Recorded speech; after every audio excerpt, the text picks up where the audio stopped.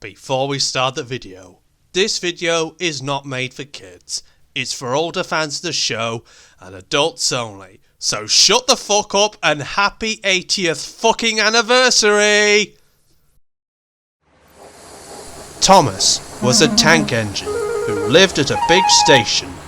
He had 6 small wheels, a short stumpy funnel, a short stumpy boiler and a short stumpy dome. He was a fussy little engine, always pulling coaches about. He pulled them to the station ready for the big engines to take out on long journeys.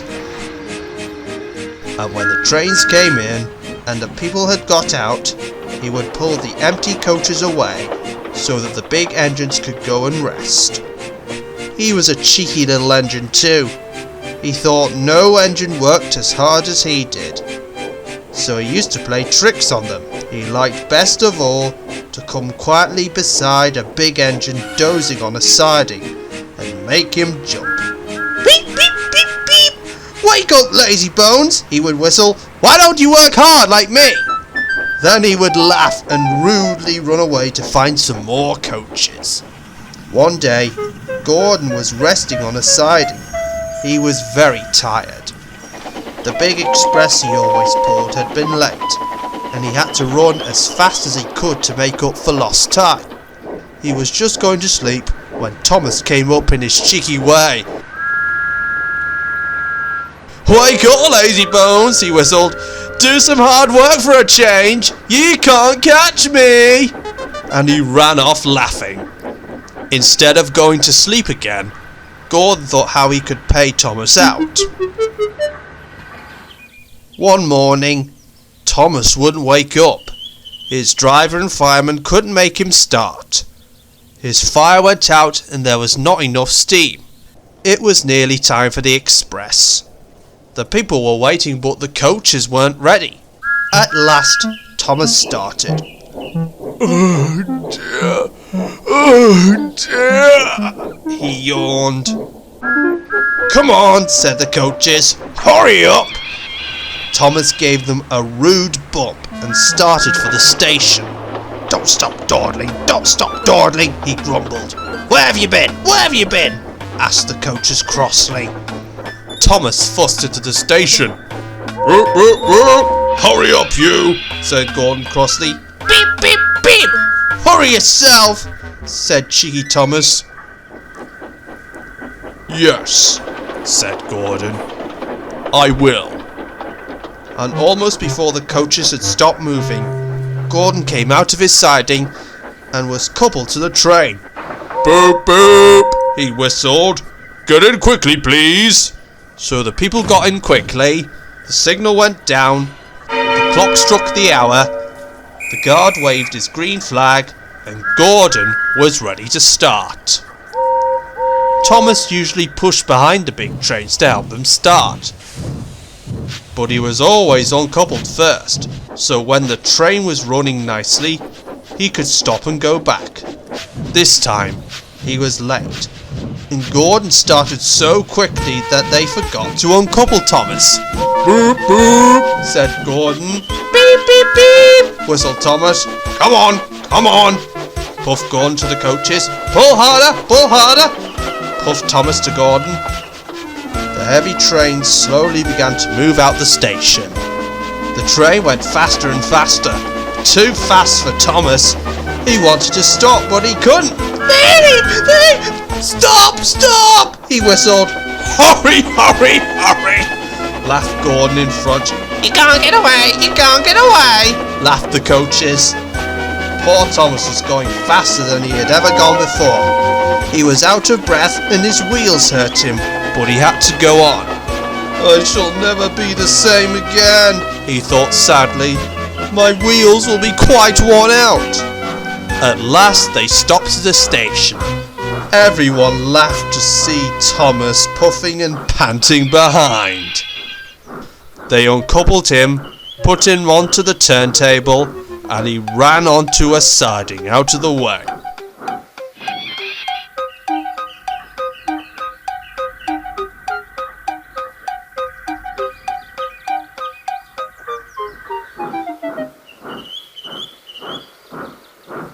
Well, little Thomas, chuckled Gordon, now you know what hard work means, don't you?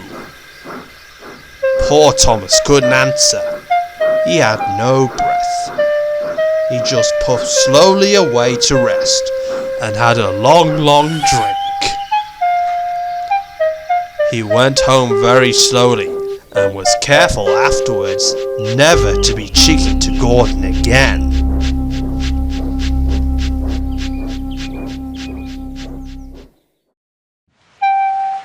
Thomas often grumbled because he was not allowed to pull passenger trains. The other engines laughed.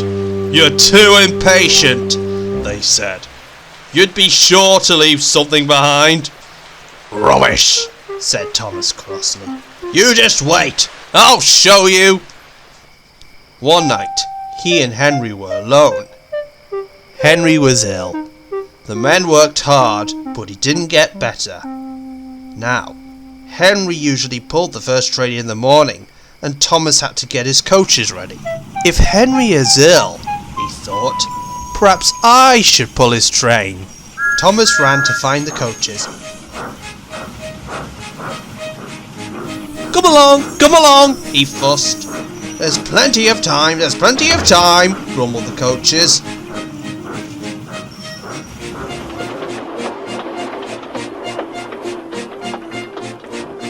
He took them to the platform and he wanted to run round in front at once, but his driver wouldn't let him. "Don't be impatient, Thomas," he said. So Thomas waited and waited. The people got in, the guard and the station master walked up and down, the porters banged the doors, and still Henry didn't come. Thomas got more and more excited every minute. The fat director came out of his office to see what was the matter, and the guard and the station master told him about Henry. "Find another engine," he ordered. "There's only Thomas," they said. "You'll have to do it then. Thomas, be quick now." So Thomas ran round to the front and back down on the coaches ready to start. "Don't be impatient," said his driver. "Wait till everything's ready." But Thomas was too excited to listen to a word he said. What happened then no one knows. Perhaps they forgot to couple Thomas to the train. Perhaps Thomas was too impatient to wait till they were ready. Or perhaps his driver pulled the lever by mistake. Anyhow, Thomas started. People shouted and waved at him. But he didn't stop. "They're waving at me because I'm such a splendid engine," he thought importantly. "Henry says it's hard to pull trains, but I think it's easy." "Hurry, hurry, hurry!" he panted, pretending to be like Gordon. As he passed the first signal box, he saw men leaning out, waving and shouting. "They're pleased to see me," he thought. "They've never seen me pulling a train before. It's nice of them to wave," and he whistled, "Beep, beep, thank you," and he hurried on. But he came to a signal at danger. "Bother," he thought, "I must stop." And it was going so nicely too. What a nuisance signals are! And he blew an angry beep beep on his whistle. One of the signalmen ran up. "Hello, Thomas," he said. "What you doing here?" "I'm pulling a train," said Thomas proudly. "Can't you see?" Where are your coaches then?" Thomas looked back. "Why, bless me," he said, "if we haven't left them behind." "Yes," said a signalman. "You better go back quickly and fetch him." Poor Thomas was so sad he nearly cried. "Cheer up," said his driver. "Let's go back quickly and try again." At the station, all the passengers were talking at once. They were telling the fat director, the station master, and the guard what a bad rail it was. But when Thomas came back and they saw how sad he was, they couldn't be cross. So they coupled him to the train, and this time he really pulled.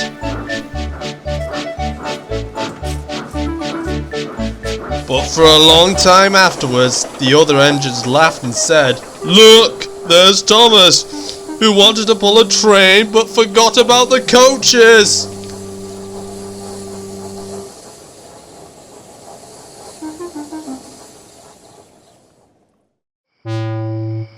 Thomas used to grumble in the shed at night.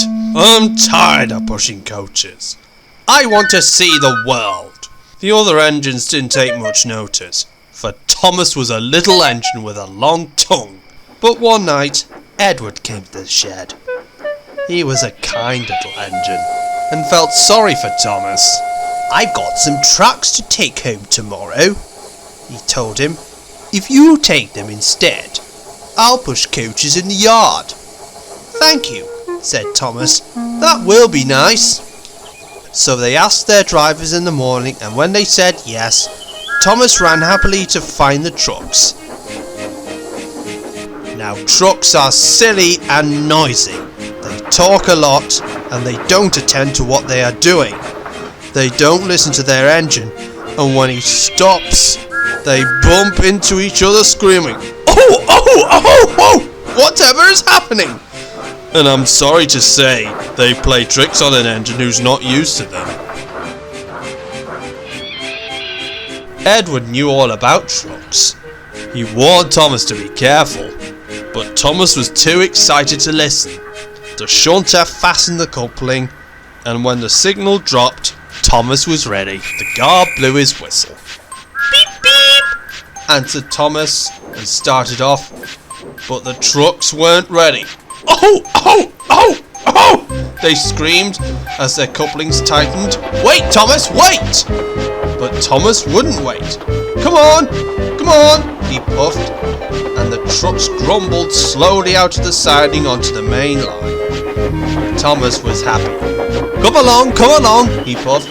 Alright, don't fuss, grumbled the trucks.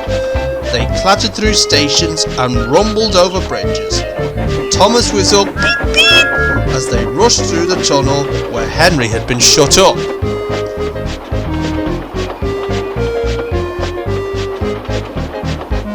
Then they came to the top of the hill where Gordon had stuck. "Steady now, steady," warned the driver as he shut off steam and began to put on the brakes.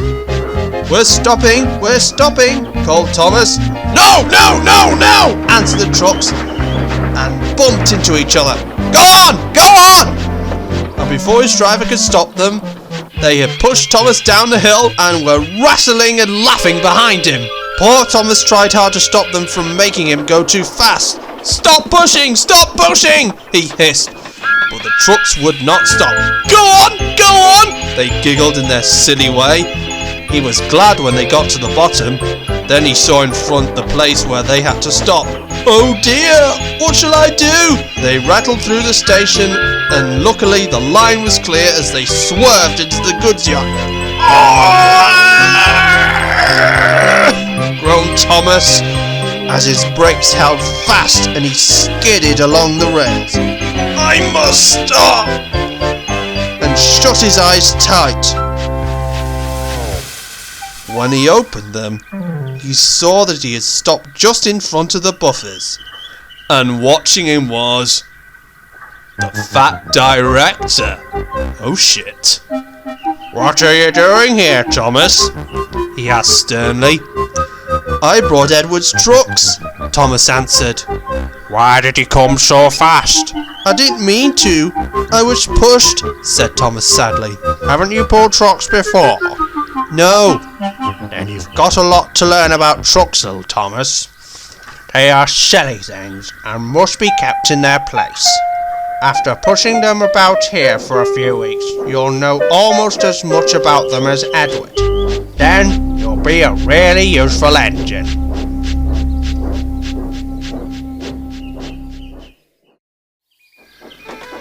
Every day, the fat director came to the station to catch his train, and he always said, hello, to Thomas.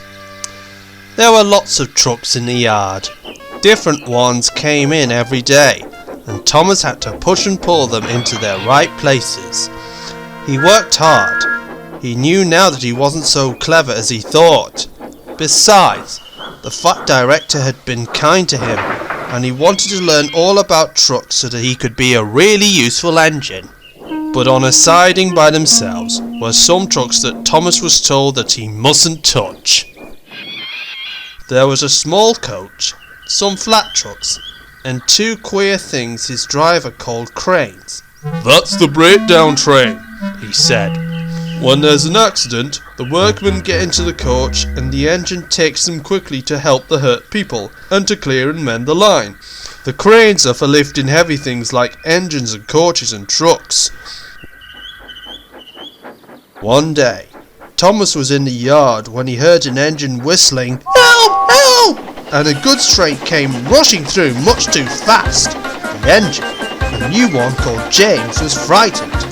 His brake box were on fire, and smoke and sparks streamed out from each side. "They're pushing me! They're pushing me!" he panted. On! Laughed the trucks, and still whistling, "Help! Help!" Poor James disappeared under a bridge. "I'd like to teach those trucks a lesson," said Thomas the tank engine. Presently, a bell rang in the signal box, and a man came running. "James is off the line! The breakdown train! Quickly!" he shouted. So Thomas was coupled on, the workmen jumped into their coach, and off they went. Thomas worked his hardest. "Hurry, hurry, hurry!" he puffed. And this time, he wasn't pretending to be like Gordon, he really meant it. "Bother those trucks and their tricks," he thought. "I hope poor James isn't hurt." They found James and the trucks at a bend in the line. The brake van and the last few trucks were on the rails, but the front ones were piled in a heap. James was in a field with a cow looking at him, and his driver and fireman were feeling him all over to see if he was hurt. "Never mind, James," they said. "It wasn't your fault. It was those wooden brake blocks they gave you. We always said that they were no good." Thomas pushed the breakdown train alongside.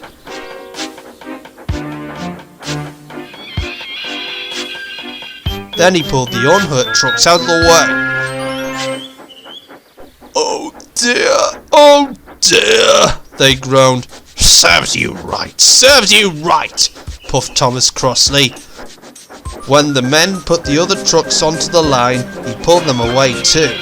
He was hard at work, puffing backwards and forwards all the afternoon.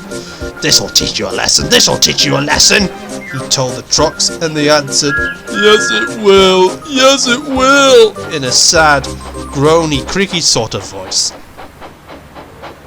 They left the broken trucks and mended the line. Then with two cranes they put James back on the rails.